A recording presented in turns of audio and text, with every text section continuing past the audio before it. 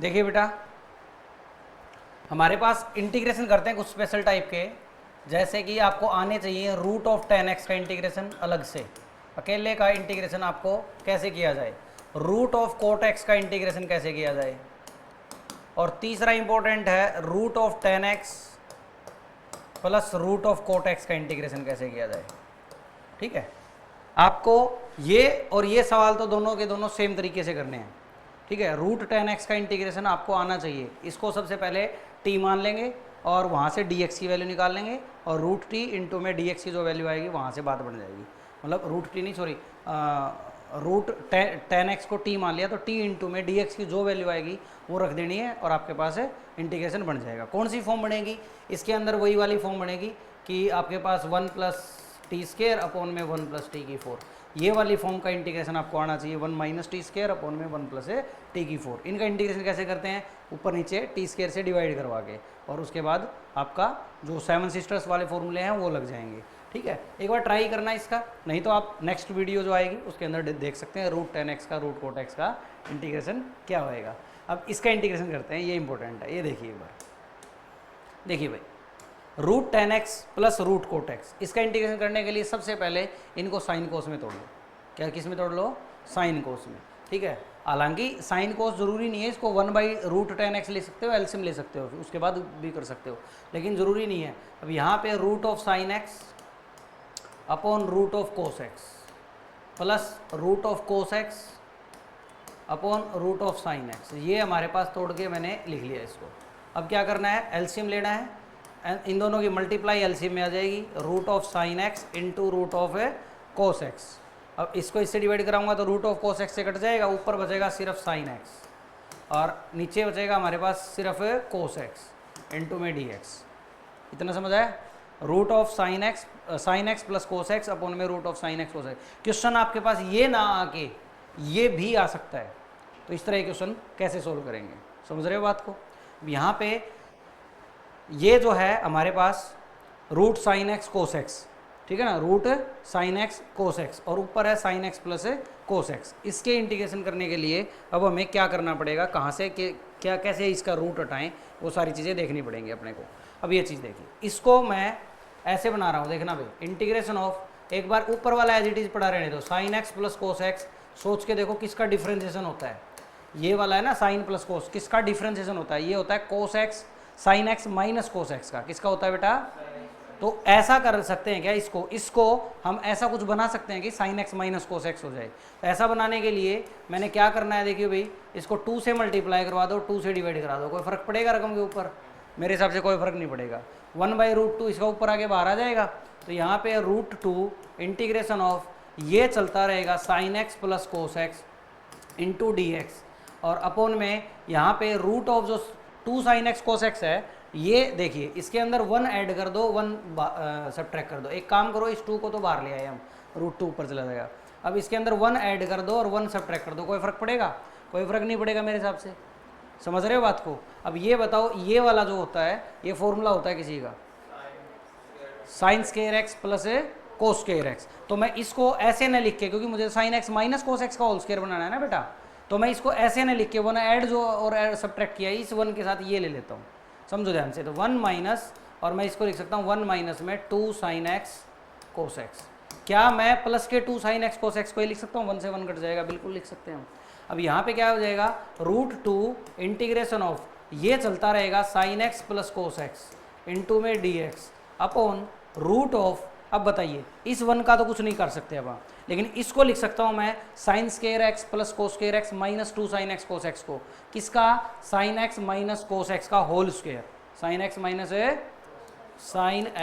Minus cos x का whole square लिख सकता हूँ। अब बताओ, अगर मैं इसको t मान लूँ तो भाई साहब dt है कि नहीं है? चेक करो एक बार, बताओ समझ में आया कि नहीं आया? तो अब इसका इंटीग्रेशन ईजी हो गया हमारे साथ। क्या? √2 बाहर, इंटीग्रेशन ऑफ, अब इसको ले लेंगे हम sine x minus cos x को, क्या ले लिया हमने? t, तो ऊपर वाला हो गया dt, तो हमारे पास dt अपॉन में root of 1 minus T square. समझ में आया है? तो √2, और ये इंटीग्रेशन 7 सिस्टर्स में था साइन इनवर्स वाला, समझ गए ना? तो यहाँ पे √2 साइन इनवर्स t लिख सकता हूँ मैं। आ रहा है समझ में? √2 साइन इनवर्स टी की जगह पे वापस वैल्यू रख दो तो हमारे पास आंसर आ जाएगा √2 साइन इनवर्स, और टी की जगह पे वैल्यू रख देंगे हम sine x minus cos x. आई बात समझ में? अब चाहो तो इसको आगे सोल्व कर सकते हो, इतना भी छोड़ सकते हो, ठीक है ना, लेकिन आगे सोल्व करने चले गए हम तो इसको कैसे लिख पाएंगे? देखिए भाई, √2 as it is, sine inverse as it is, ठीक है, कैसे भी करके साइन एक्स माइनस में कोस एक्स को अगर हम चेंज करना चाहें, ठीक है ना, चेंज करना चाहें तो कैसे कर सकते हैं? इसको √2 से मल्टीप्लाई, √2 से डिवाइड, 1/√2 1/√2, √2 से मल्टीप्लाई, √2 से डिवाइड कर सकते हैं कि नहीं कर सकते?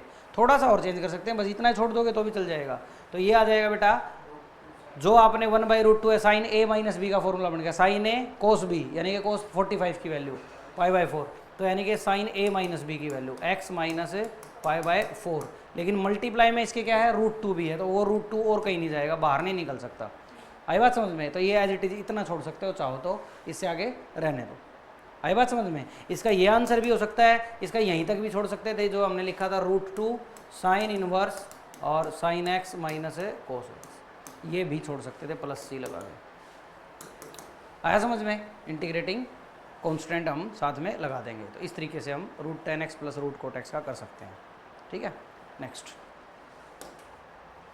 अब आता है अगला क्वेश्चन। अगला क्वेश्चन भी इंपॉर्टेंट है, पहले एक बार वीडियो को पॉज कीजिए आप, और तब तक सभी बच्चे इसका इंटीग्रेशन करके दिखाएंगे। इंटीग्रेशन ऑफ कोसिकेंट की क्यूब एक्स का इंटीग्रेशन हम कैसे कर सकते हैं, शाबाश, ट्राई कीजिए।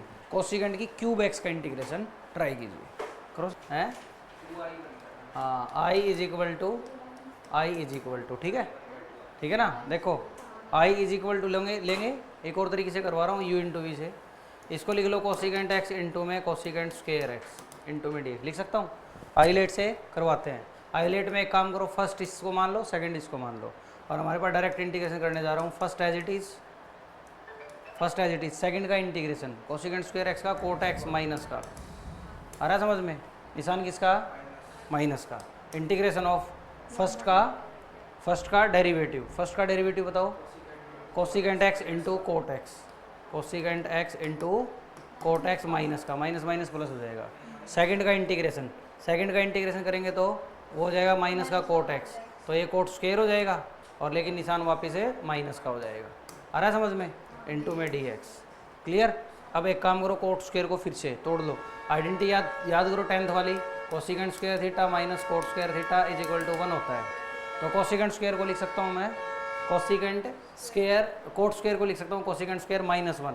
तो इसकी जगह पे अगले स्टेप में आई इज इक्वल टू क्या हो जाएगा, माइनस का निशान, कोसिकेंट एक्स इंटू में cot X minus integration of क्या लिखोगे, कोसिकेंट एक्स इंटू में कोसिकेंट स्क्वायर एक्स -1 इंटू में डी एक्स, अंदर मल्टीप्लाई करवा दी। आई इज इक्वल टू क्या हो जाएगा, माइनस का निशान कोसिकेंट एक्स इंटू में cot X minus integration of cosecant cube X और प्लस का कोसिकेंट एक्स।